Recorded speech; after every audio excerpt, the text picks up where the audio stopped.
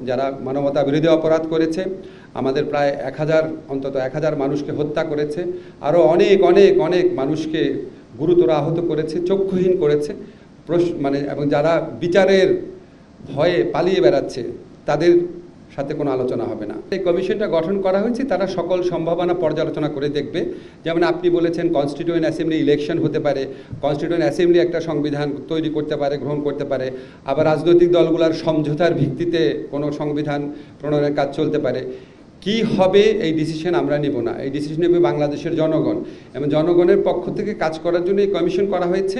কমিশনে যতভাবে পারা যায় সমাজের সকল অংশের মতামতের প্রতিনিধিত্ব করা হবে, এবং আশা করা হবে, আমি সকল অংশের মতামত বলতে সুস্পষ্টভাবে ক্লিয়ার করতে চাই, যারা গণহত্যাকারী ছিল, যারা মানবতা বিরোধী অপরাধ করেছে, আমাদের প্রায় 1000 অন্তত 1000 মানুষকে হত্যা করেছে, আরও অনেক অনেক অনেক মানুষকে গুরুতর আহত করেছে, চক্ষুহীন করেছে, এবং যারা বিচারের ভয়ে পালিয়ে বেড়াচ্ছে তাদের সাথে কোনো আলোচনা হবে না।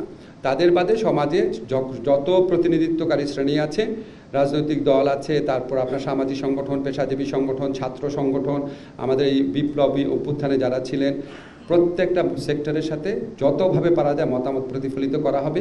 এবং এই কাজটা ঠিক কিভাবে হবে সেটাও আমরা ডিকটেট করতে চাই না, এটা কমিশনের মাধ্যমে ঠিক করা হবে। আমাদের যে আরও সংস্কার কমিশন আছে, এই সংস্কার কমিশনগুলো কিন্তু এই সংস্কার কমিশনের রেজাল্টের জন্য ওয়েট করবে না।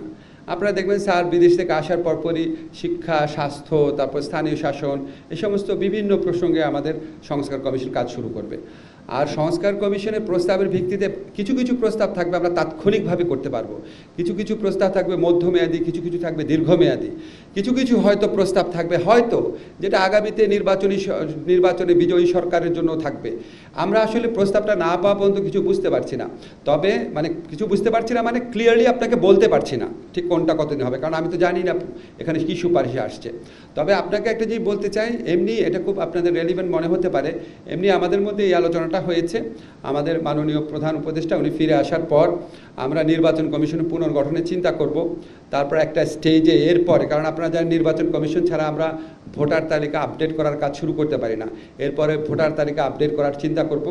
আমাদের কর্মকাণ্ডের মাধ্যমে আপনারা বুঝতে পারবেন আমরা শুধু সংস্কার ভাবনায় নিজেদেরকে আবদ্ধ রাখবো না, তার সাথে সাথে রিয়েল অ্যাকশন যেটা সুষ্ঠু অবাধ নির্বাচনের জন্য, রাষ্ট্র সংস্কারের জন্য, ফ্যাসিবাদী শাসন ব্যবস্থার সম্ভাবনা বিলোপ করার জন্য যেই সমস্ত প্র্যাকটিক্যাল কাজ আছে সেটার কাজগুলো আমরা পাশাপাশি করতে থাকবো।